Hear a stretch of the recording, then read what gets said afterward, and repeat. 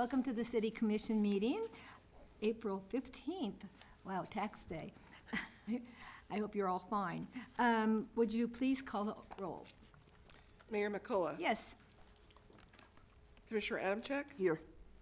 Commissioner Opelt. Here. Commissioner Motta. Here. Commissioner Mitten. Here. Mayor, we have 5 commissioners present. The quorum of 3 is met. Thank you. Would you join me in the Pledge of Allegiance?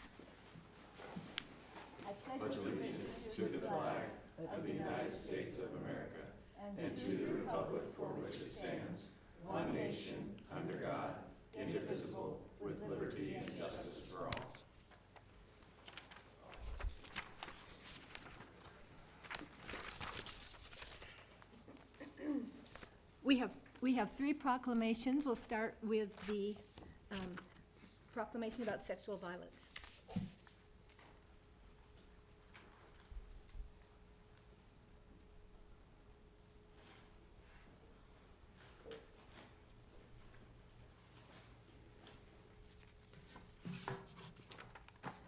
Whereas sexual violence is a widespread public health problem impacting all demographics of Manhattan, Kansas, and perpetrators of sexual violence use illegal and legal behaviors and tactics that undermine the victim's sense of self, free will, and safety.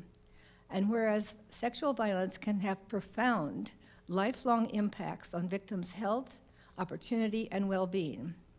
And whereas the Kansas Bureau of Investigation reports 1 rape occurs every 7 hours, 51 minutes, and 23 seconds in Kansas, and the offender is known to the victim in 80% of the cases. And whereas across the United States, many leaders and organizations have displayed their commitment to ending sexual violence, and we must devote ourselves to protect vulnerable and at-risk members of our community. And whereas the Flint Hill Sexual Assault Response Team is comprised of community partners who seek to prevent and respond to sexual violence in Manhattan and Riley County. And whereas we remind victims and survivors that they are not alone and that free and confidential services and support are available by calling the Crisis Center 24/7, helpline 1-800-727-2785, or texting HEAL 847-411. Now, therefore, I, Karen McCullough, as Mayor of the City of Manhattan, do proclaim April 2025 as Sexual Assault Awareness Month in Manhattan and urge all citizens to become more aware of sexual violence and the services available for victims.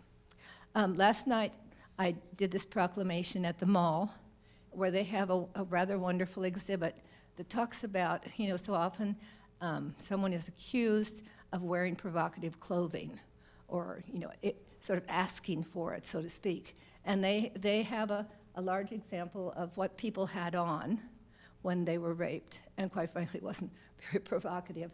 The most startling one was a little sundress a 6-year-old had on. I proclaimed this probably too many times, and we've got to stop proclaiming and start doing something. There's no reason that we should be seeing 1 rape every 57 hours or whatever in Kansas. Somehow, we've got to get on the outside of this. And we've got to say that this is not just boys will be boys or whatever we have to do, but these ladies will lead us, and I hope we can improve. Thank you. Thank you. Would you like to say something? Good evening. My name is Taisha. I'm the director at the Crisis Center, and this is Rowena. She's one of our case advocates that help support victims and survivors that we serve in this community. So this month, April, is Sexual Assault Awareness Month, and this marks the 24th Annual National Sexual Assault Awareness Month. And this is a time where communities across the nation come together and we raise awareness and support survivors and victims of sexual assault. This evening, we are deeply grateful to Mayor McCullough and the City of Manhattan for giving us the opportunity to formally acknowledge April as Sexual Assault Awareness Month through an official proclamation. Thank you for your continued dedication and support of our mission. The Crisis Center, we serve as a beacon of safety and hope and healing for those affected by domestic violence and sexual assault. We've been doing this since 1979. We provide free, confidential, and trauma-informed support and safety services to victims, survivors, and their children around the clock, every day of the year. We offer 24/7 helplines, medical, legal, and police response advocacy. And our purpose is simple. We want to help individuals find safety. We want to help them rebuild their lives and move towards a future free of abuse and violence. Last year, we served 3,883 people through our 24/7 helplines and face-to-face services. We also provided 6,576 hours of services and provided 9,334 nights of safe shelter to 208 unduplicated adults and children. You may not always hear about it, but sexual assault and domestic violence are widespread public health issues, and they impact every one of us, our entire community. So we really appreciate you all for having us this evening. And again, the display is at the mall, so if you have an opportunity to visit that, we appreciate it. But if you ever know anyone that needs our help, please send them our way. Thank you. Thank you. Thank you. Did you want to say anything?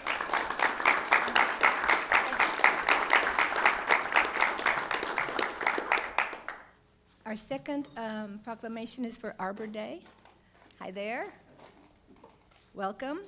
Whereas trees are essential to life, trees reduce heating and cooling costs, clean and purify the air, provide shelter and food for urban wildlife, my squirrels.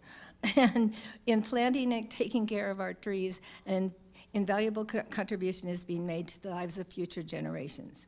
And whereas the City of Manhattan's program replaces declining and defective trees, as well as beginning tree planting in the new developments, this dedication to tree planting will ensure a viable urban forest resource for the future of Manhattan. And whereas Manhattan has been recognized as a Tree City USA for the past 47 years by the National Arbor Day Foundation, now, therefore, I, Karen McCullough, Mayor of the City of Manhattan, do proclaim Tuesday, April 22nd, 2025, as Arbor Day in the City of Manhattan and encourage all citizens to support and protect and manage our trees and woodlands. The Arbor Day ceremony will be held at City Park, and we always plant a tree on Arbor Day, and sometimes at schools, which is kind of fun. This will be at, where in City Park will we be? We're working on that. Oh, we're working on that. You know, we are a tree city, and there is even a roadmap to the trees in City Park, and of course the trees on campus. And there is one tree in the quad there by Waters Hall in the library, which is older than K-State or Kansas Agricultural College or Bluemont College. So anyway, so thank you for doing this. And Thank you. would you like to say something? I'll just make a quick comment. Thanks again, Mayor McCullough. We also want to thank the City Commission, City Administration, and obviously our general public for all the commitment and support they give to the forestry program and our natural resources here in the city. So, you know, we're working on the exact location where the tree planting will go in City Park. We've actually got 3 different locations. We're just figuring out which one's going to go for What kind of the. tree are we going to plant? Are we thinking about that too? We do have the trees, Okay. but we'll be picking 3 locations in City Park to do on the day. Oh, 3 But we'll trees. have one for the event. Okay. And but we're going to plant 3 that day. So come join us. Yep. But we'll put 3:30, 3:45, 3:45, somewhere in the City and Park. we'll put the information out ahead of time Okay. through our social media processes. So, but Thank thanks you. again for the support. Thank you. Sorry. Thank you.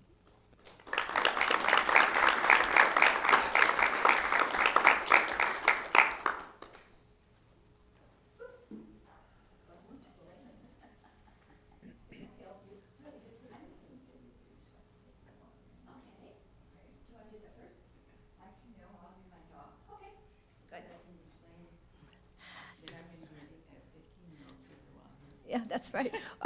Sadly, our Poppy Day princess is sick, so anyway, this is a proclamation for Poppy Day. Whereas Lieutenant Colonel John McCrae wrote the poem In Flanders Fields during World War I. Which is really sad about that. In Flanders Field, a poppy bloomed, and he died right before the very end, I think on Armistice Day, so it was quite tragic.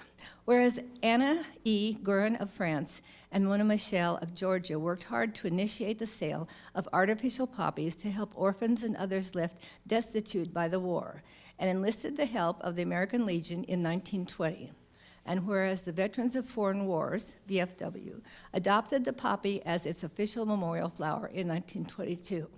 And whereas America is the land of freedom, preserved and protected willingly and freely by citizens, soldiers, and the millions who have answered the call to arms, and those that have made the ultimate sacrifice on the field of battle. And of course, in World War I, that was millions. It was a terrible, terrible war.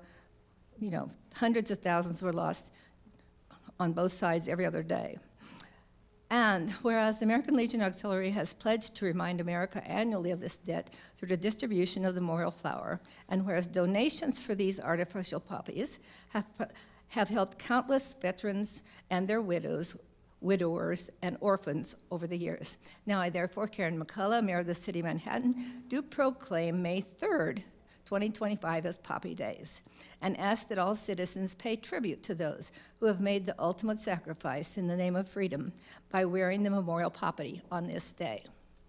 So would you like to say something? Can I? Yeah, absolutely. I never shut up. Oh, no. Good evening. Thank you, Mayor and City Commissioners. My name is Susan Bergston, and I'm with the Manhattan American Legion Post 17 Auxiliary and second vice, which makes me chair of the Poppy Committee.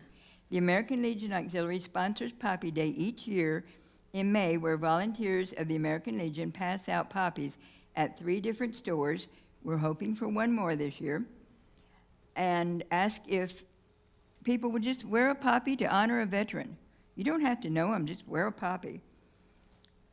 This year, Poppy Day is Saturday, May 3rd, and at this time, I would like to introduce our 2024 Poppy Princess, Brittany Nolan. You're going to get to pretend I'm 15 years old now, because she's sick at home. She will give a brief overview of what the poppy represents and her qualifications to be Poppy Princess this year. She will also pass out poppies to everyone, which I will do as soon as I tell you why you have to qualify for these things, you know. Says, hello, my name is Brittany Nowland. I'm 15 and a sophomore at Manhattan High School. I'm the daughter of Chris Nowland and Kristen Thompson. My membership in the American Legion Auxiliary was earned for me by my grandfather, Bill Nowland. He served 22 years in the Army and Army Reserves. He served as a staff sergeant in firefighter units that were deployed overseas during the Bosnia, Kosovo, and Iraq wars. He is a past commander of Post 17, and he, as well as my great-grandfather, Kerry Brisbane, were life members of Post 17. The poppy flower is a symbol of remembrance from the First World War. Poppies were a common sight in France along the Western Front, and they flourished in the fields that were decimated from fighting and shelling.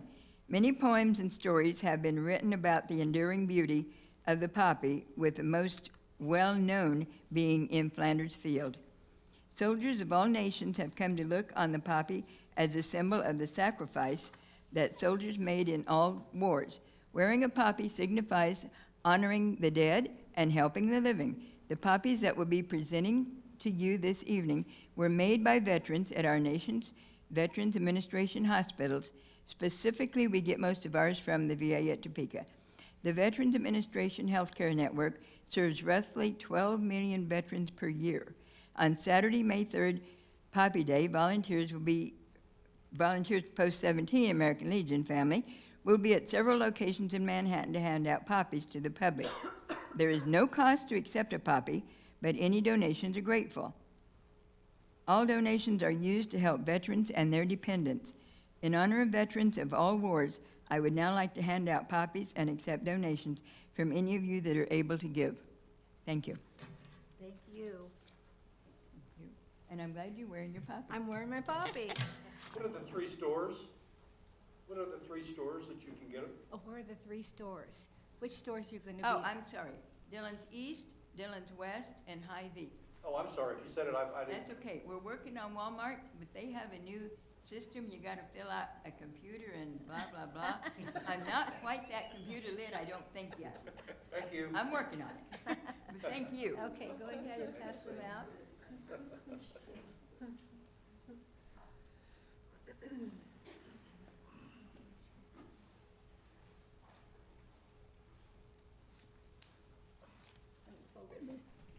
I don't normally do WD.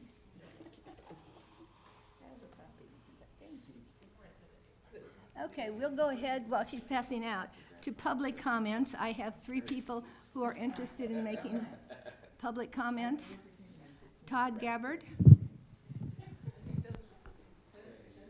What? Yeah, oh, these are for the consent agenda, sorry. Are these all for the consent agenda? We did not have anyone who signed up prior for public comment. Okay, so we will move on just in a minute to commissioner comments. Tonight, when you come up, please give your name and address, and then sign the sheet. Oh, sign the sheet over here, Brenda. Don't listen to me. Okay. Next on the agenda is commissioner comments. Are we not going to have public general public? We don't have any public agenda. Oh, okay. I thought I saw somebody standing for general. I think you're standing up for consent agenda, Okay. okay?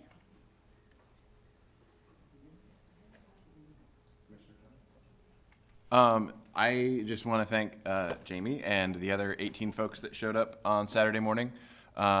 We had a really robust conversation. We didn't solve any problems, but I think it really helped folks understand the complexities of all of the decisions that we have to make here, and how challenging it is really to run a democratic government. And really, hopefully, folks came away from that just recognizing the need for compromise, because I think that's really kind of a core principle of democracy. So I'll be having another one next month. Maybe I'll have a guest with me, so be on the lookout for that. Thank you. I have two comments. One is I was approached by a citizen who attended the Manhattan, oh, now I'm going to forget the Urban Planning Board meeting last week, where I think they were discussing further the Unger complex. The gentleman told me that while he was not thrilled with the outcome, he was very pleased with city staff and the respect with which they engaged the participants, and felt that they were indeed actively listening to the comments made by the public. So I would just like to convey that to staff. I had the opportunity on Friday and Saturday to attend the League of Kansas Municipalities City Leaders Academy in Lawrence. It was really interesting 2 days. There are several things that will be relevant for us in Manhattan. The state legislature passed a bill allowing the sale of fireworks year-round. Cities are still able to to keep their ordinances about when and where those fireworks can be set off, but we will need to examine ours and see if they need to be updated. We were also told that the federal administration may be looking at removing the tax-exempt status for municipal bonds, which would have a significant impact on us.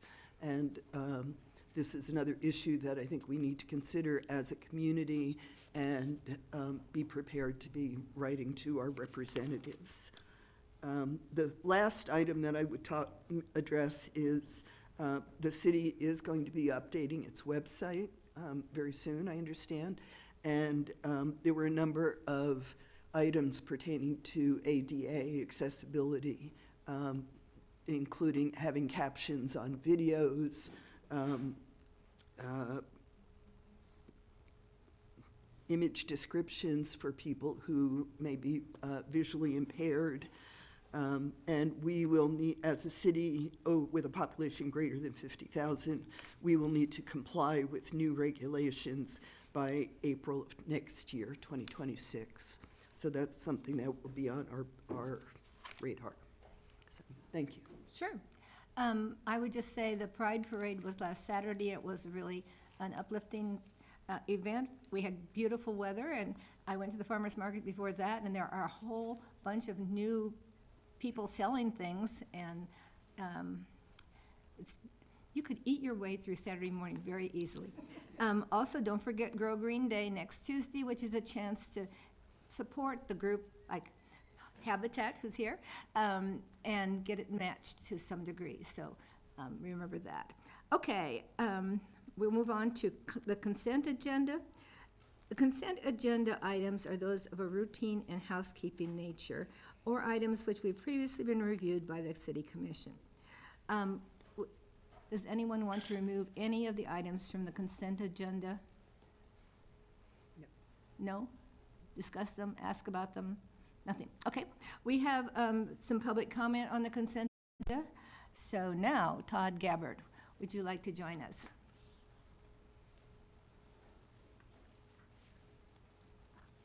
Thank you, Mayor McCullough, Commissioners. My name is Todd Gabbard. I reside at 1000 Pierre Street. Part of one of the items on the consent agenda, I believe it's item 7745, or what I was told is D2 on the consent agenda. It has to do, most of it has to do with kind of busing and stuff like that, but there is a clause at the bottom that regards parking along 10th Street. And because I live there, what they're talking about is simply removing all parking from the street, which would be quite a hardship for me and several of the other people that live on there. I only have one place to park on my property, and so that means if the parking is removed from the street, that I would not be able to have anybody kind of come visit me. One of the reasons, I'm not really sure why this has happened, but one of the justifications was that USD 383 put parking along the other side where that big field is over there. But all of that has been reserved for 383 24 hours a day. So there would be absolutely no parking at all along the street. It doesn't just affect me. Anybody who wants to use that park would have to find somewhere else to go. That includes the students that come there to practice wrestling, the baseball team. There are actually a number of people that work in that building that use this parking during the day because the amount of parking they put in is not enough. So they would all have to find somewhere else to park. Probably they would try to go park on Houston Street, which is the closest street over there. But Houston Street would be the only street within 2 blocks where you can actually park on the street. So I think there's a lot of reasons to kind of reconsider making no parking at all along that street. And that's pretty much all I have to say. Thank you. Maybe something we want to look at. Any questions? Yeah, any questions? Oh, no, I did have questions about this for staff, though, so, but we can go through if there's anybody else that has, I think there might be a couple. Okay. Thomas Carvalho?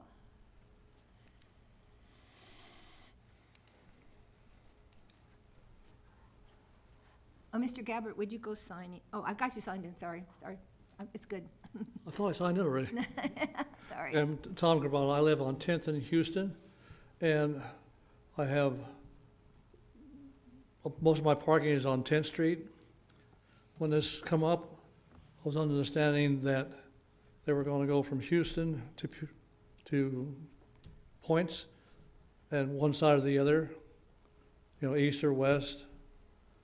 Well, they picked to close off the west side from Points to Pierre, and then parking on the east side from Points to Pierre.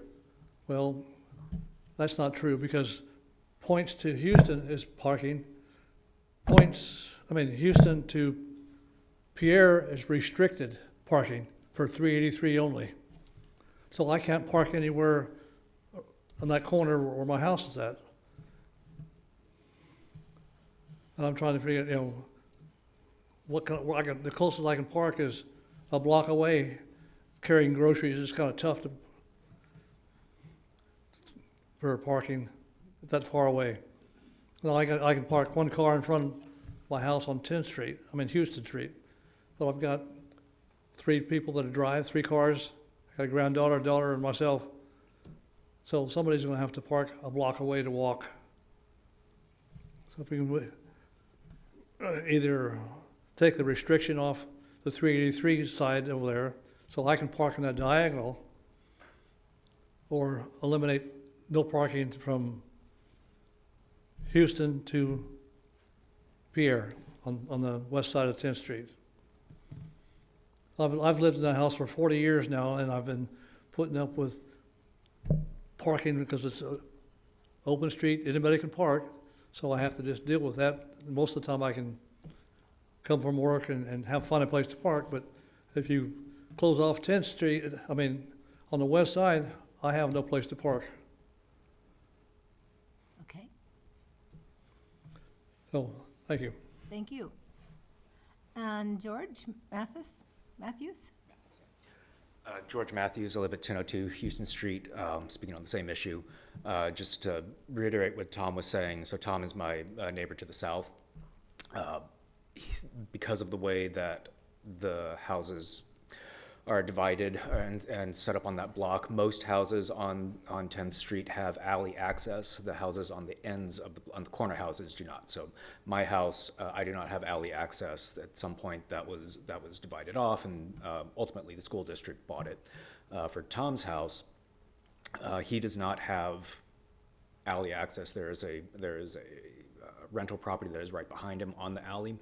My house, at some point, the owners got an exemption, and so I actually have a driveway. I am the only house on 10th Street that has a driveway in the front where I can pull in. Tom's does not. Right? So Tom literally has 2 spots-ish on 10th Street, on Houston Street where he could park. When this proposal was presented to us, we were presented with 3 options, and the option that it seemed most people chose had allowed parking on the east side of 10th Street from Pierre up to Points, and no parking on the west side of 10th Street from Points to Houston. The option that, as I remember it, still allowed for parking on the west side of 10th Street from Houston down to Pierre, the reason being that they put in angled parking on the east side of 10th Street. The issue that we were trying to address is that when the 9th grade center moved out, it used to be you were not allowed to park on the east side of 10th Street. That was restricted parking because their buses were loading and unloading. Makes perfect sense. When they did some of the renovations, they put in angled parking on 10th Street on the east side, going from Pierre up to Houston. Because that parking is angled, you could still park on the west side of 10th Street and cars could get by.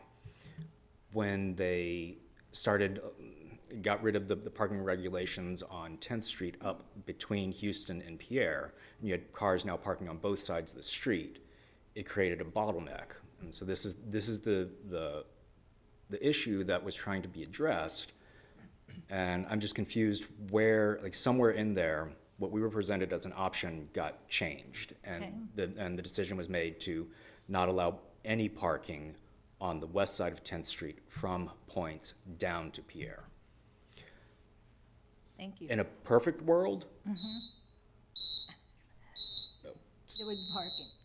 no, in a perfect world, I would say that you would allow parking on the west side of 10th Street, no parking on the east side of 10th Street, put in angled parking between Houston up to Points. Okay, thank you. I have to let you go. Okay, Thank you. so,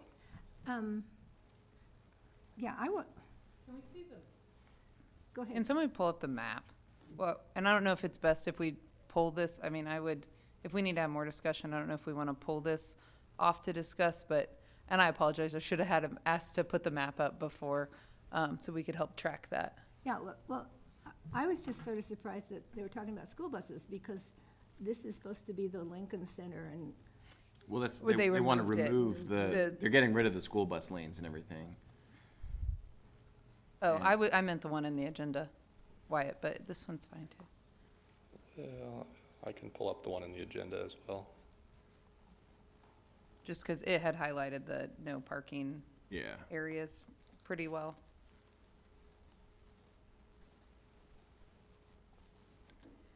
You have to go back to the April 1st.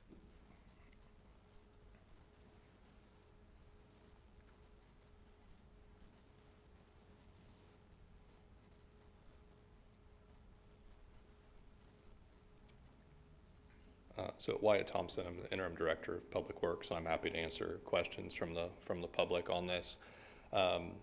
So this is the Lincoln Education Center, and the red indicates where we had proposed the no parking, and the ordinance reflects that. The last speaker was, I guess for some context, the USD 383 had requested that some parking be removed on these streets because there was a bottleneck relative to people parking on both sides, both north and south of Houston Street, that was causing concerns just with the width that was remaining for cars to travel back and forth.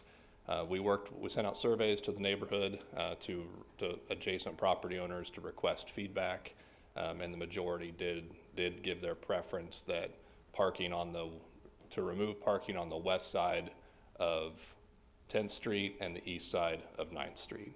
And so that's what's reflected here. What we learned today was that the USD 383 had installed restricted parking signs on the angled parking stalls south of Houston. We weren't aware that they were intending to do that. That's actually not allowed by this ordinance because parking would be allowed on the east side within any of those stalls that are located in the right-of-way. We can certainly, I guess our plan was to call USD 383 tomorrow and ask them to remove those signs, which would allow public parking on the east side of 10th Street. If that weren't possible for some reason, I guess my recommendation would be to bring back this ordinance to rescind a portion or all of it to allow parking on the west side again. But I think the unknown hit us today with their signs. So it's the east side of 10th has just street parking, or it has angled parking? It's got angled parking. It has Angled angled. parking. At least in front of the field. Does it have angled parking all the way to points? No, it does not. Okay. It's parallel Parallel north. parking. But Parallel there is north. still parking along that side Yes. for public. Our intention was to allow the parallel parking along this stretch north of Houston, and to allow public access, and then public parking south of Houston in the angled spots, which we believe are public parking and right-of-way. Okay. Mayor and Commissioners, my recommendation this evening is to pull this from the consent agenda. Let's continue it to the May 6th meeting when we can get some confirmation from the school district, and it sounds like we need to work a few things out. Can we include the results of the survey Yes. as well in that information? Thank you. Do we need a motion to No, remove it? Yes, we do. I move that we, have you closed public comment? Is there anyone else that would like to speak on this subject? You don't have to close it. Okay.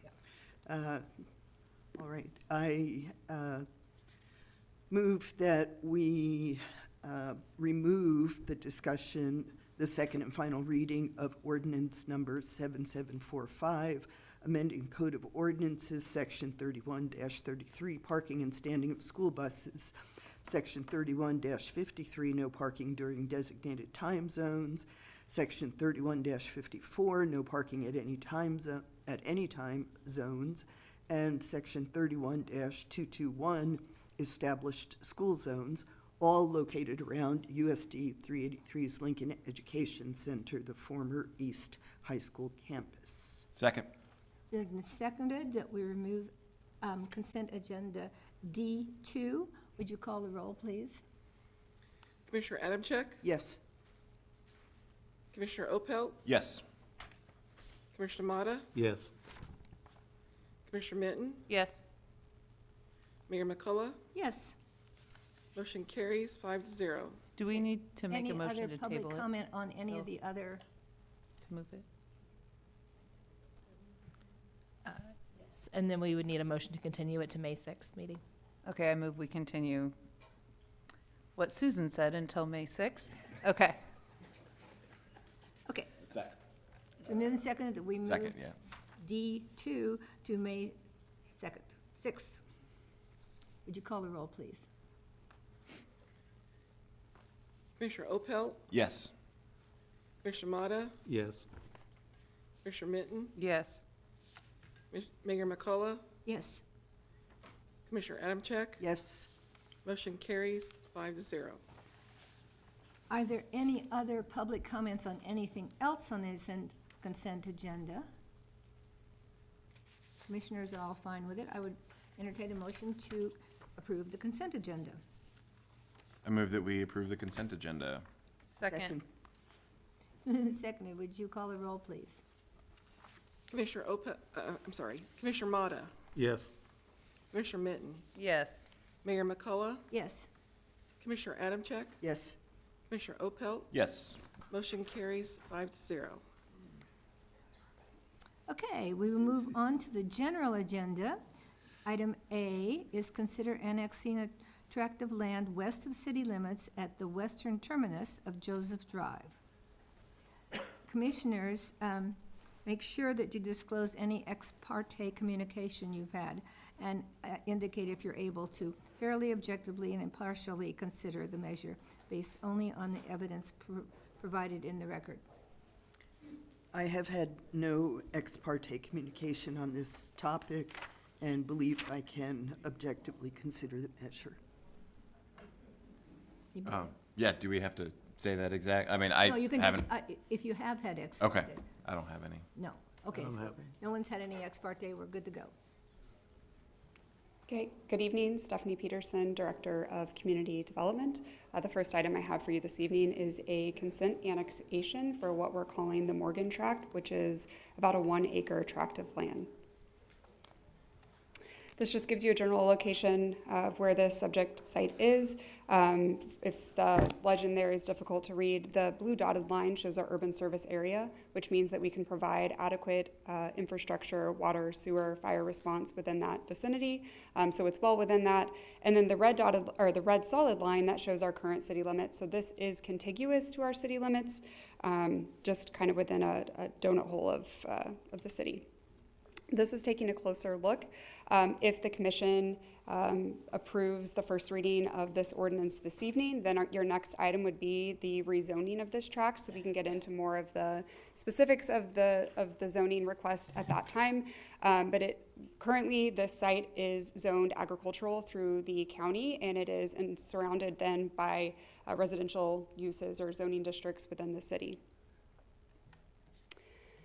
Just taking a closer or another look at the future land use. Again, this is within that urban service area boundary. In our comprehensive plan, that specifically the future land use map designates this area as residential in the future.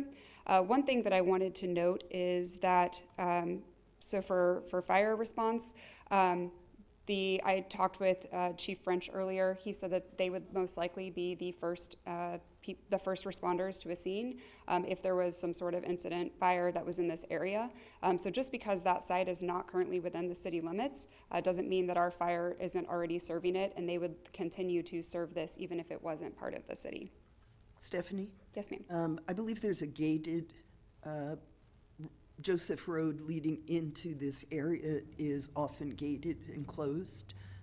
What decisions have been made about that in terms of access to the property for such things as a fire?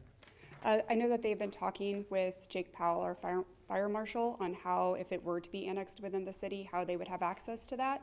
So those conversations are taking place. It's kind of depending on the action this evening to see if we need to continue further with those. But typically, if there is a gate, the fire department just has to have some sort of key or access to that to be able to service that area. I'm sorry, how does that work? And I'm not sure if you I wouldn't be able know to the answer that. Mayor, Commissioner Adamczyk, never mind. I'm sure that Chief French is getting ready to share with you about Knox boxes.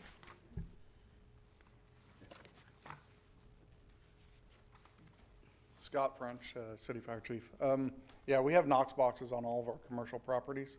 So on a particular incident like this, where there's a padlock, we actually have Knox box padlocks that we'll require on that gate.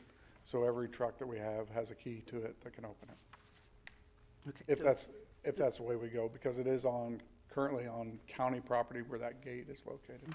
So is this kind of like TSA can open any lock on my luggage these days? Okay. Thank you, Chief. Chief, I'm sorry, can I ask one more question? were there challenges? I know there was a wildfire that got out of control in this property last year. Were there challenges accessing that land in order to fight that fire? There's always going to be challenges when we're talking about the rural area, and that's a very rural area. We do have a brush truck that has the capability to get out there and deal with it. Water supply is another issue that we run into, but yeah, we had county involvement with that one as well. Great, thank you.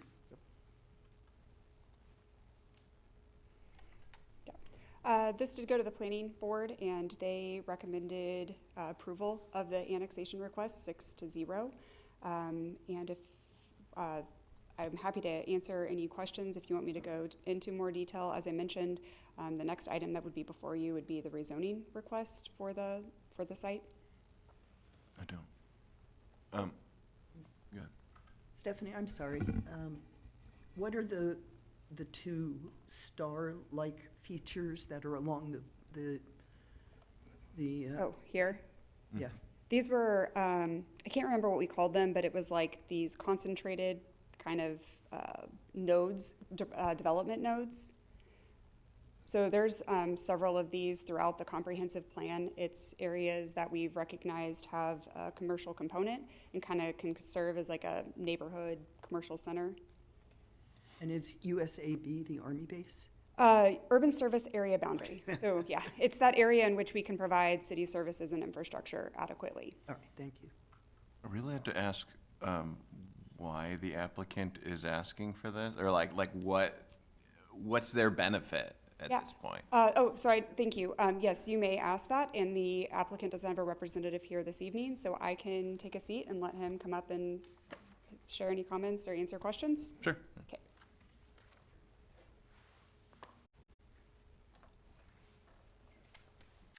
Hi, Jared Loomis, live at 3000 Montana Court. I work at Olson. We are the applicant on behalf of the property owner. Yeah, primary reason is to get city utilities extended to the property. So, yeah, one of the questions being fire access. So the intent would be to install a fire hydrant up near the property as well as the access road that gets to the actual structure. There would be an easement for the city to access that road to get to fight a fire there if necessary. And Jared, those are all expenses to the applicant putting in this thing? Yep, correct. Are there questions for Stephanie back? Do you have any additional questions for me on this item? No questions from it? No. Any comments from the public, interested parties?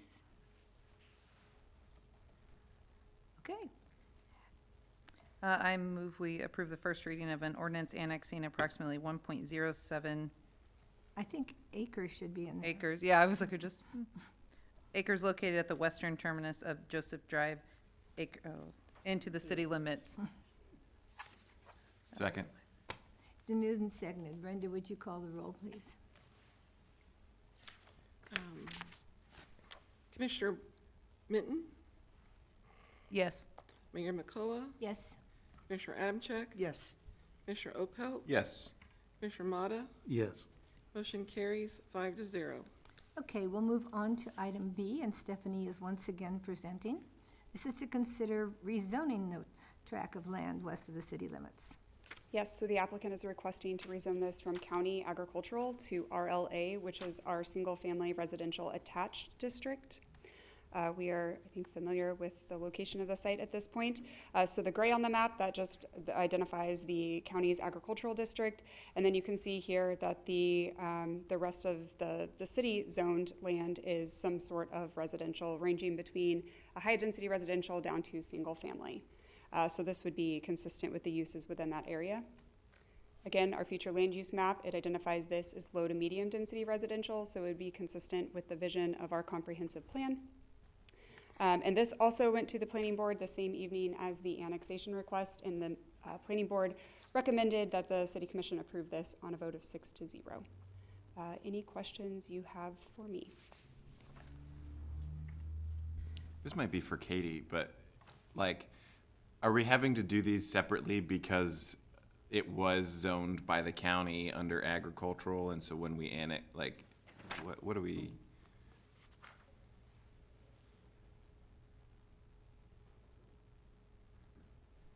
Thank you.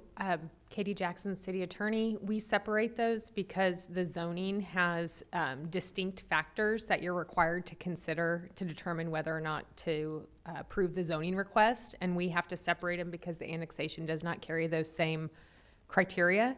And so it's a practice to separate them so that there's a distinct zoning consideration in hearing, although it's not an official hearing, so that if there's a challenge, we can we've articulated the commission's position on the rezoning. Interesting. And it is common practice Yeah. for cities to separate them for that reason. Okay, I just didn't remember. I think all the other annexations we've done were already residential, or maybe one or two that I can remember were already residential. Very much. Well, we were not required to rezone them immediately. Right. So maybe sometimes we've had annexations where we didn't consider the rezoning contemporaneously. And who owns the rest of that land in that kind of donut? It's It's the same? It's the same applicant. And so have they like replatted this specific area, or was it always like that? No, so it is not currently, well, I don't believe that is platted through the county. Okay. Sometimes the county will draw what they find, like what they think are property lines, but that's based on typically the ownership. Okay. So it's not currently platted. The next step after annexation and rezoning would be for them to plat this. Okay. And they can kind of mark out the specific area, and I know we already talked about the annexation, but they were able to mark out the specific area that they wanted to annex, even though they owned the entire thing. Correct. Okay. Yes. Interesting. Okay. Cool. Any other questions? Is there any comment from the public on this item B, rezoning this tract? And the commissioners have not disclosed any ex parte communications, so I will entertain a motion. I move that we approve the first reading of an ordinance rezoning approximately 1.07 acre tract located at the western terminus of Joseph Drive from Riley County Agricultural District to low-density residential attached, RL-A District. Second. It's been moved and seconded. Brenda, would you call the roll? Mayor McCullough? Yes. Commissioner Adamczyk? Yes. Commissioner Opelt? Yes. Commissioner Motta? Yes. Commissioner Mitten? Yes. Motion carries 5-0. Okay, thank you.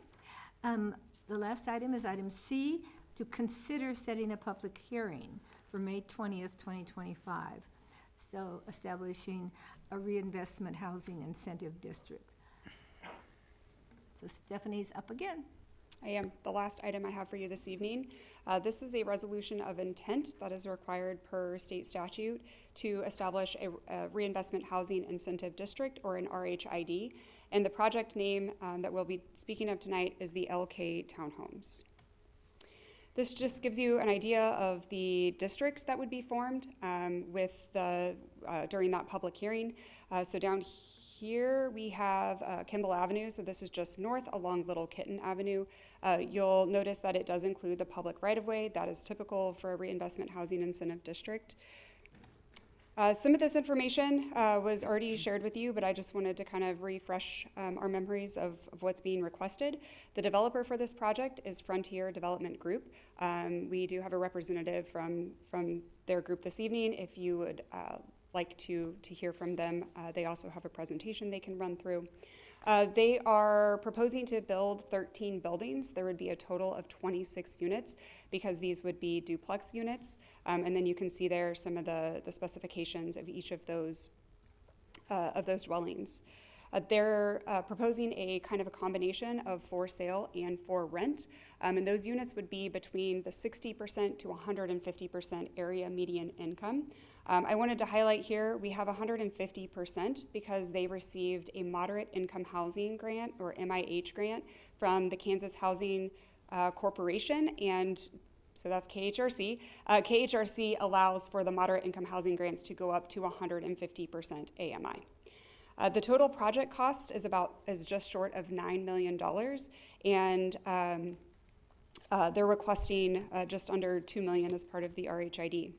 I didn't include it on the slide because I just calculated this today, but I wanted to go through kind of what the existing total value is. You can see there it's about $406,000, and it generates about $7,000 a year in ad valorem taxes, and the city gets about $2,300 of that. So if we were to assume that the improved value of this property was going to be that $8.9 million, that would generate about $153,000 a year in property tax, of which the city would receive about $50,000. And that's if that were to happen tomorrow. So the proposed RHID is about a 15-year RHID, so we would be talking, more than that with inflation dollars 15 years from now. So here's a couple of some of the target sale prices for each of those units. And then you can see here that the net proceeds per unit is less than what the less than what the proposed total sale price would be. The cost to build for each of those units is about $340,000, and so there is this net loss of almost $37,000. Stephanie, do you need a minute? We'll see. My contact might fall out. But thank you. Okay. So ultimately, on the last bullet, what they're requesting is about $5,000 per unit, and that's $130,000 a year for each of those 26 units. That takes that total RHID request up to, like I said, just shy of $2 million, and that would be for 15 years. Any questions on the specifics for me real quick? Otherwise, I'll go through the statutory process, kind of where we are. And the representative here this evening, he can speak further to the specifics of his project. So this chart we've used. Sorry, I just want to, can we go back to the cost? Mm-hmm. So, or the total cost of the Oh, yeah, it's right. estimated project cost is $8 million? Yeah, sorry. 8.86. Okay, so they're looking at just over about 11% return with the RHID. Is that right? Yeah. Of the 11. 1.9 million? Yeah, because they're looking at losing 900,000, and Yes. so that would then go to about $1 million of profit, and so it'd be just over 10% ish of return for of profit from the total project. I'll let Tyler Holloman speak to that Over when he 15 comes up. years. Yeah, over 15 years. Yeah. Okay. So the RHID process, we've kind of walked through these. We sent a resolution to the Kansas Department of Commerce in December. We heard back from them in January. They agreed that with the findings of that resolution. And so we do have a development plan that has been drafted. That just says that they're going to build between 20 and 30 units. The parameters of that project. It's a pretty simple document. So that is on hand if anybody wants to look at that. We have to make it available to the public or anybody that wants to see it during this process. And so this evening, what we're doing is step 5. We're passing a resolution of intent that says the commission plans to establish this RHID, that you would approve a development plan, and that there would be a development agreement that goes with that. After this evening, should you pass this resolution, we let the county and the school district know that you have set a public hearing date. We let them know when that is. And then your next step would be on May 20th to hold a public hearing. You would pass the ordinance that establishes the RHID, and then along with a development plan and a development agreement. And then, of course, the county and the school district have 30 days after that public hearing to veto the project if they would like. That is what I have for you this evening. Do you have any questions for me? If they're the specifics of the kind of his revenues, I'll let him speak to it. Stephanie, I have a question on the timeline that was attached to the agenda. Yes. In conversations with the city manager, it was indicated that the public hearing would be scheduled sometime in June. On the timeline, it's listed as May. Correct. Can you tell me which is more accurate? It is May 20th.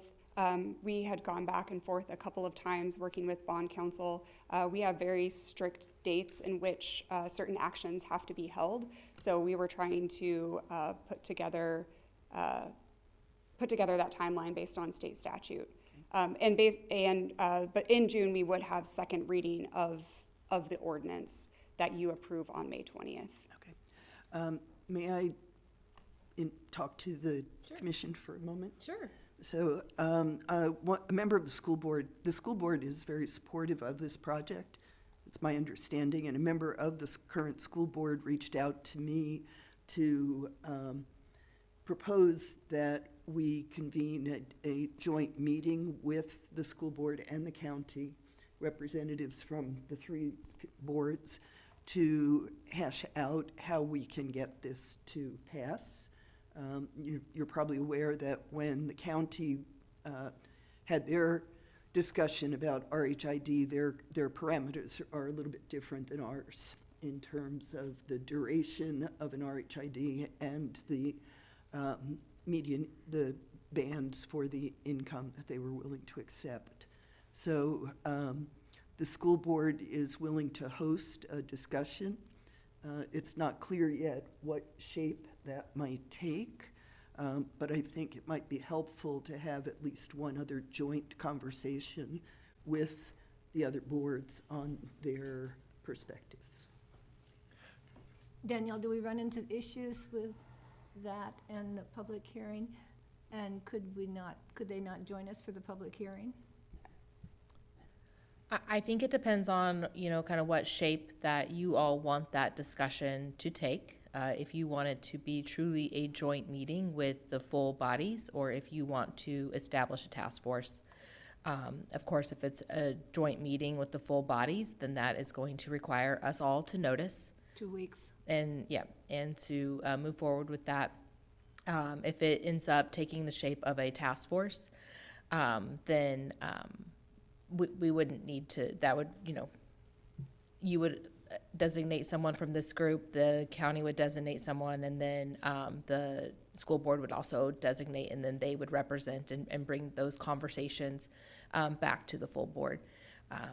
We do not, there is nothing that would prevent us from having that joint meeting and having that discussion, as well as the public hearing. And of course, they're welcome to join our public hearing, but if it's wanting to be more of a discussion, it would probably be more productive if it was separate from that public hearing. I like the idea of us speaking with that group. I think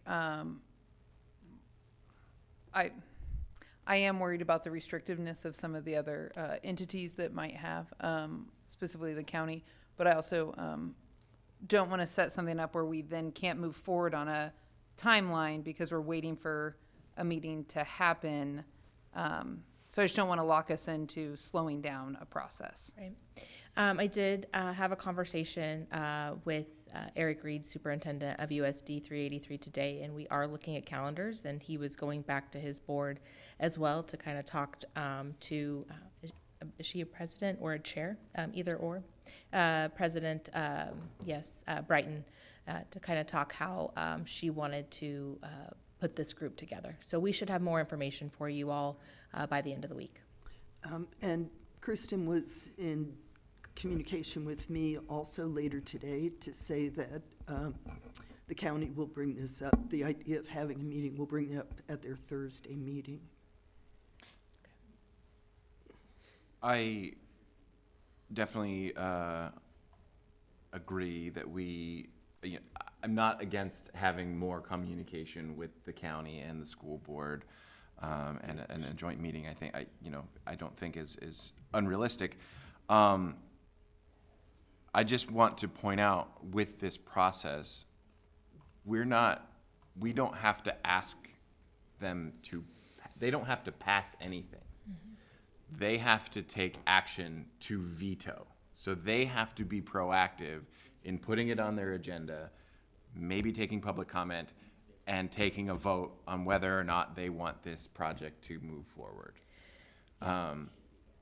And if the school district is signaling that they're supportive of it, does the county want to be the ones to probably kill this housing project and fill some vacant land that we've had for 2 decades? Now, I understand where some of the county commissioners may be coming from, that they don't want to be blindsided or feel like they're being forced to do anything, but they do still have to take the active action to veto this. If we pass this tonight, or if we have our public hearing and pass it, they don't have to do anything for this to move forward. So I really,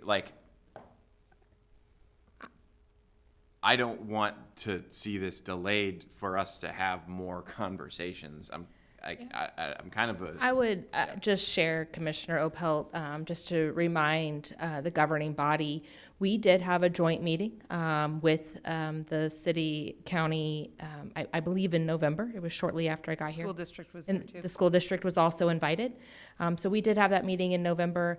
I believe the first time that these projects were brought to our attention were around that same time frame as well. So we have been talking about these projects since November. So it would not be my recommendation for us to slow down our timeline as we're moving forward with this. But if we are open to that additional conversation, I think it would be easy for us to come to the table. I might point out that the county is looking at RHIDs too at the moment. So I think perhaps there's been a bit of a learning curve for the county, and when they were first presented with it, they hadn't really looked into it as much as we hadn't really looked into it. And so I think they're, obviously, if they're looking at RHIDs for places in the county, they're certainly more supportive of the concept. One of my concerns is that this is not the only RHID project that we're looking at. And I would prefer not to have angst and uncertainty as each one is going forward, if we can come to some agreement with the county about their support, or either through tacitly allowing it to move forward or by actively endorsing it. I don't think we can ask them to greenlight everything we come on board with, but I think this is one that's would appeal. Yeah, and just like I was talking about earlier, I think we can come to some kind of compromise, for a more dependable position from them.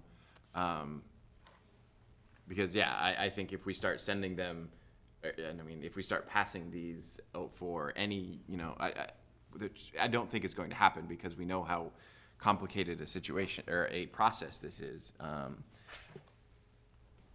I also am hesitant to I don't know, not allow to let them dictate what we will do within Manhattan. We are separate governing bodies, and I think that's still important for us to maintain. And I don't see that as we have discussed, even just as recently as last week, we had a discussion about strengthening our city, county meetings. I just see this this in part as an entree into a good faith effort on our part to say, we want your input. We don't, we are separate entities, but yet we are conjoined. I don't know, overlapping. Sure. We still have, roughly 60 days, about 2 months, I guess 2.5 months, before the veto period would potentially expire if we pass this resolution tonight and hold the public hearing May 20th. And I think we can have a conversation in that. We can find some time in the next 2.5 months to have that conversation. We do have a meeting with them on Thursday. Yeah.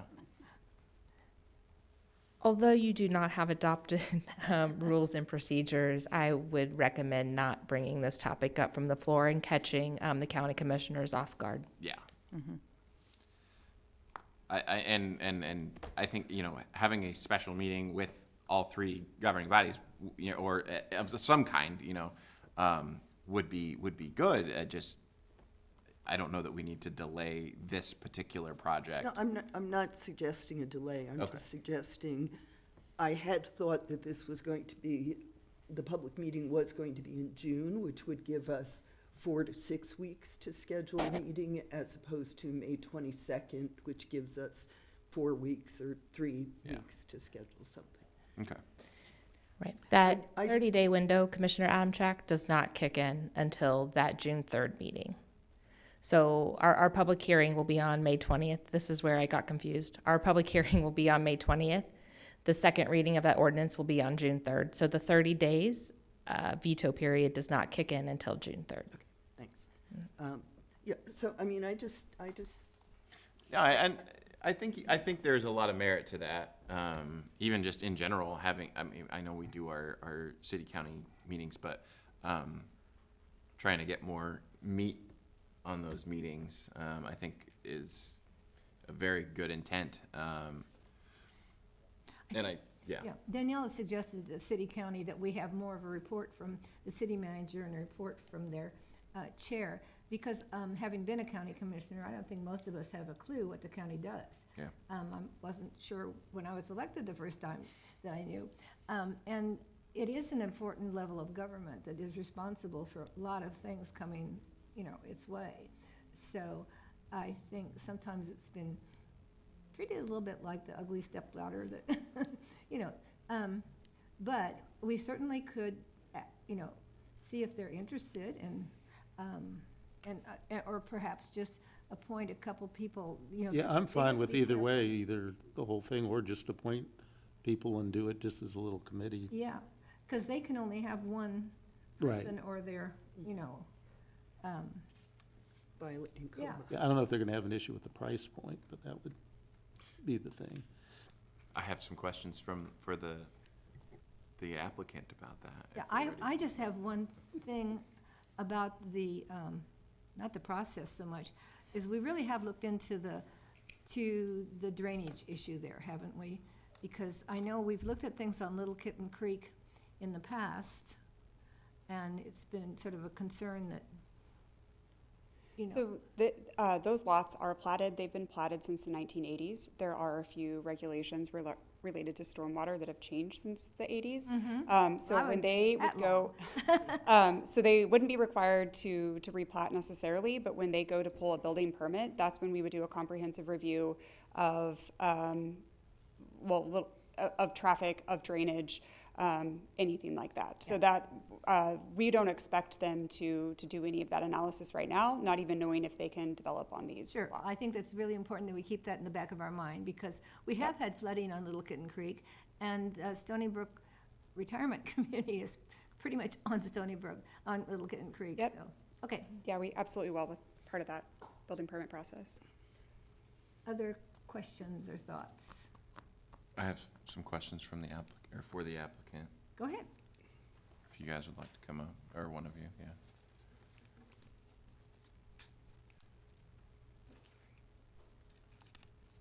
Commissioners, good evening. My name's Tyler Holloman with Frontier Development Group. Also here tonight is Gavin Schmidt, who is a partner in this project. I appreciate the opportunity just to come speak with you today. This is a fairly nuanced project, and so we thought it would be appropriate just to come, you know, obviously make ourselves available for any questions you have specifically to the RHID, but also just give you a project update, since this project incorporates 3 different infill sites across Manhattan. Stephanie did a great job on her presentation, so I'm not necessarily going to go through every one of these slides. But just to give you a quick recap, since it's been a while since I've been up here, the Manhattan Infill Housing Project will deliver 44 new homes to the Manhattan area right here in Riley County. 40 of those homes will be workforce housing homes. So all of the homes in the RHID project, the Little Kitten project, are workforce, but we have a total of 40 workforce housing units across the 3 sites. 2 of the 3 sites are going to be, or are contingent on RHID. So that you have the first one here before you tonight, which is the Little Kitten site. But 12 of the homes are taxable immediately. That site is, if you remember, that's the Lee Mill Village site that we've been working on since 2023, I believe. And we finally have a plat that's going to be advancing and coming to you guys potentially even next month. That site won't be RHID. When you say they're contingent, is that the sale of the property itself? That's correct. Yep. Okay. Yep. And that's So we have both sites under contract, but we are not able to develop the sites without the RHID component. Okay. I think that's a very important point. Sure. And then, of course, the project's funded with significant private investment along with some state funding that we'll cover in just a second. This is a map of the 3 sites. Again, they're all infill sites across Manhattan. So the site we're talking about tonight is at the top of the map, the Little Kitten site. We have another infill site adjacent to the city park, and then the Lee Mill Village site that has the 12 units. The plat's coming to you soon is on the left side of the screen. So those represent the 40 workforce housing units, total of 44 homes here in Manhattan. Again, Stephanie did a great job covering the RHID request. Currently we are at the process where we would ask that you set the hearing to continue the statutory requirements of the RHID process. It is an infill site on Little Kitten Avenue. We do have plans for 26 duplex units working within the existing zoning and within the existing plat that's already been approved on that site. 2 last slides for you, and then I'd be happy to answer questions. And Commissioner Opel, I want to make sure we address your specific questions you asked earlier. But I did want to spend just a few minutes here. This is a really big deal. So we, at your approval last fall, we applied to Kansas Housing Resources Corporation for this 40-unit workforce housing project. I was seeing today, I think there was 74 other applicants across the state. And Manhattan was one of, I think, 14 or 15 communities that was awarded. So highly competitive funds. We're really excited to be able to bring those dollars right here into our Manhattan community. So the state funding included a moderate income housing grant as well as a Kansas Housing Investor Tax Credit allocation. So those are actually tax credits that would come into the project. We would sell them and then use that equity to help build these houses. Besides for the obvious economic impact of these dollars being imported and spent right here in our community, there's an additional benefit that KHRC will provide monitoring and some compliance for this. So one thing I do want to make sure we clarify, these houses that are sold will not just have to be sold within the workforce housing range. We have to actually certify that that household is going to live in that house. So it can't be a game day house. It can't be a second residence. It has to be a primary residence for folks that are earning in that income range that's considered a workforce housing range. And then lastly, this is a slide that maybe Gavin and I are both most proud of. We have had a lot of conversations.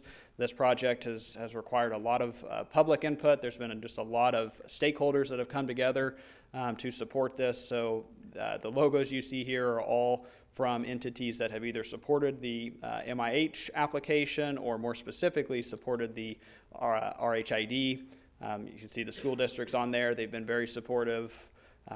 K-State, we've had major employers here in town that have all written letters of support that see the validity of this project. So we're excited to be able to have brought all of those groups together and excited about the momentum that's behind this project. But with that, I'd be happy to answer any specific questions. And then Commissioner Opel, I'll ask Gavin to come up here in a minute and speak to some of the finances. Okay, I have another question, and it's probably for you. Okay. Maybe. How are you getting, so if they're roughly $340,000 to build, how are you getting those down into that 60% AMI range? Yep. So I will ask Gavin to come up on that, but the funding sources that are in this project are what allows us to build those and then sell those within that range. So the moderate income housing grant helps provide direct construction funding. The tax credit allocations, we've actually used those on other communities. So we have a close relationship with KHRC. That equity goes right into the project. And then the RHID helps us to recoup those additional losses that we still have. And so that will allow you to price some of the units at a lower price, and then you have to verify the income of the buyer? Yep, that's exactly right. So all of the buyers have to be between 60 and 150% of the area median income. Okay. So every single person that buys a house that has any sort of KHRC funding has to fit within that qualification. But you can still, okay, so as long as you're pricing the house between 60 and 150, you qualify for the grant. So it's not that you're gonna price the house at a 60% AMI price. I think I understand your question. So yes, short answer is yes, but we also have to go through and verify that they're not cost burdened by that. Okay. So we have to go through and make sure that KHRC defines that as 30%. So we have to make sure that they're not paying more than 30%. We don't necessarily get involved in seeing the specific finances. So we'll rely on lenders to do that self-certification. Mm-hmm. But yes, we will have to make sure, first step is making sure they fit within that income requirement. Second step is making sure that they're not cost burdened by the debt service and the housing costs. Okay, so, because, I mean, so it's likely not gonna be somebody who's at 60% AMI buying one of these townhomes. Yep. Is that? That's right, yeah. So we are trying to hit that workforce housing range, and we're going to be at the top of that range, to be very clear. There's going to be 0 houses that we're going to provide that are 60% AMI. Right. And I'll tell you why, that what we're targeting. The homes that we're targeting are for families, young families, that type of a segment, potentially young couples or potentially empty nesters. So what we're looking to build is a product that's like a 3-bedroom, 2-bath home, about 1,500 square feet. Okay. So to hit those lower ranges, we're going to really shrink that square footage down to 800, 900 square feet if we're looking for a single young professional. But we're trying to really serve that young family population. And so we're going to be towards the top of that just because we're trying to build a larger footprint Sure. to accommodate different. Now, maybe this one's for Tyler. Are there things that you could do as a builder to lower the cost, your cost for construction? Build a smaller footprint.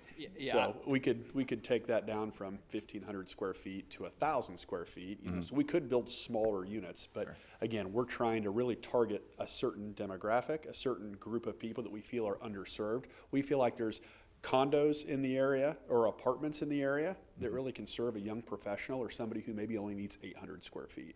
We're really trying to hit that product that needs maybe a 2-car garage, maybe has 2 children as well as, a couple of working folks. So that's the market we're going to hit. We need housing everywhere. We're just kind of hitting this demographic because we think that maybe some of these other products, whether it be, the 1,700 lofts or there's some condo projects around the park that maybe hit maybe more of a single person or a young professional that don't need as much square footage. So that's my point to that. Yeah, I would just add that, so certainly smaller footprint or more density. And we've had those conversations before, and we thought with this specific site, we're going to try and work within the parameters of the RLA zoning. Okay.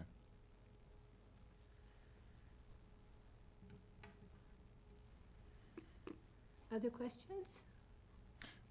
Yeah, sorry. So overall return with the RHID, or that 950,000, that minus 950,000, was that without any other funding, or just is that post or prior to the RHID? Stephanie's going to pull up our. Do we have our RHID? This is probably okay. Yeah, that's So, yeah, so what this is, and I'll kind of dig into this, I think this is a really important point for us to talk about for a second. So the shortfall, again, these numbers were brought before you guys. This same slide was presented back in November of last year, so numbers haven't changed. So this is part of the difficulty of the development game, is you give numbers and then 6 months or 9 months or a year later, you're like holding to those numbers. But 954,000 was the projected shortfall. Yeah. The RHID is for 1.95 million. So a lot of people see that and they say, man, we're giving away 1.95 million. The reality is that's over 15 years. So, if you're familiar with time value money, the reality of that sucked in today's dollars is much less than that. Not quite half, but today's dollars is probably like 1.2, 1.3 million dollars. So it's not like you can just take the 1.95 less than 950,000 and say, oh, these guys are going to make $1 million. Right. That's not how that works, because we're realizing those dollars in 2036, 2037, 2038, which it's much less than that. The second piece of that is, we've targeted, and we've been public with this, the target is about a 10 to 11% return on investment. That was back in October, November when we presented this initially. As we've all seen in the last 6 to 9 months, costs are going one direction, and that's up. We have tariffs, we have a lot of uncertainty going on. So, that's not something that we shy away from. We expect to make a profit on this. We try to be very clear about that. We have to protect ourselves. The last thing we want to do is have prices run away from us, and we're stuck in this position where we've made promises to our constituents and all these governing bodies, and our costs are out of control, and we can't do that. So that's where we're coming from, the return. And I think, it's obvious that this property has been sat on for a very long time, waiting for a good investment. And so that investor's got to have some incentive to let this go at this point. I think it's a good point. It's an important point to, just to be clear about your profit. And I don't expect anybody to work for free. And there is a lot of risk involved in this. So I just want to make sure that we're being very clear about this. I appreciate you highlighting that, because that's, I think, one point that gets unspoken enough is there is a significant amount of risk that goes into something like this when you deliver these products. And hope they sell. Generally somebody could just put their money in a S&P index fund and make 10%. Not this week, right? But generally over time, Depends on the tweet. Right. You can do just fine just letting your money sit in an index fund and not have to really have any risk. So, I appreciate that, Commissioner Opelt, and I know every developer comes up here and probably says the same thing, but we really did try to sharpen the pencil on this. That's why we didn't come in with a 25-year request. We really tried to whittle this down and say what is the kind of the bare basics that we need to be able to deliver this as workforce housing for the community, which is how we came up with that 15-year number.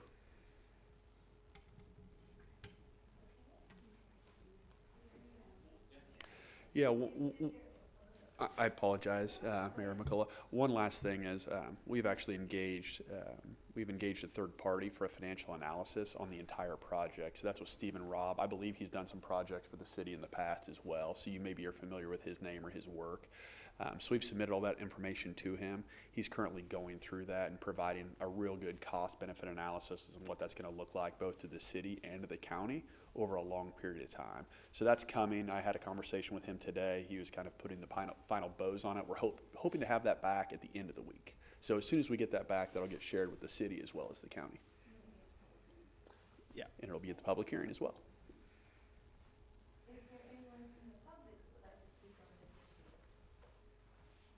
Sorry, I'm not on.